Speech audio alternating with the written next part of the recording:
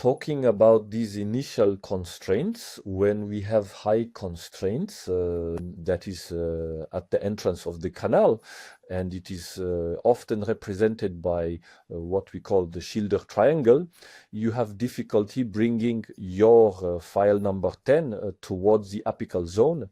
And this file number 10 has a tendency to be pushed back, in this example, distally. So for that, you will use an SC1, the first instrument of the Revo S sequence. This SC1 will help you relocate the canal opening, eliminating this high constraint, as you can see on this simulator, where I've colored the inside with a red irrigant. In just 2 to 3 movements, you will remove the constraints and the Schilder triangle. You can also push against the wall towards this triangle to eliminate these constraints. Of course, as soon as we use the rotary instrument, you must irrigate abundantly to remove debris.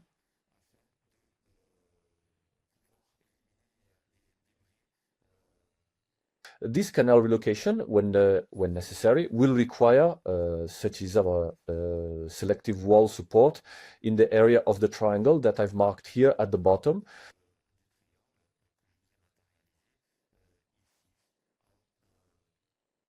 Pink and white. Then we can use our SC1 to open the canal light towards the middle third and the apical third. This is usually done in 3 small movements, and we'll come back to this movement. When necessary, we can also pair it with wall support to begin cleaning.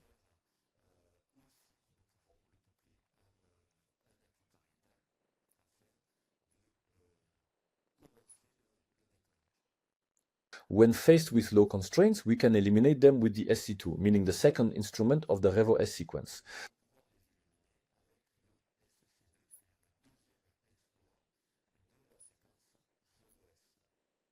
The second instrument will be introduced, and it will also, with 3 movements, allow you to eliminate the constraints of the apical third and get closer to the apical area.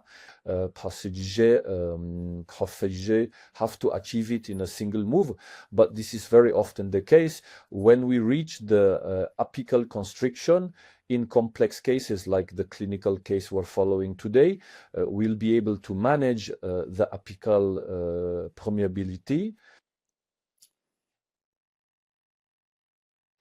grande fissure, and therefore have an opening of the canal light in this middle and apical third, and aim for this apical permeability.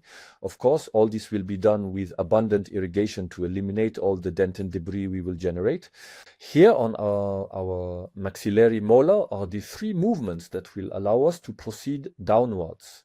We've reached our goal, and the instrument is loaded with debris. We will need to irrigate abundantly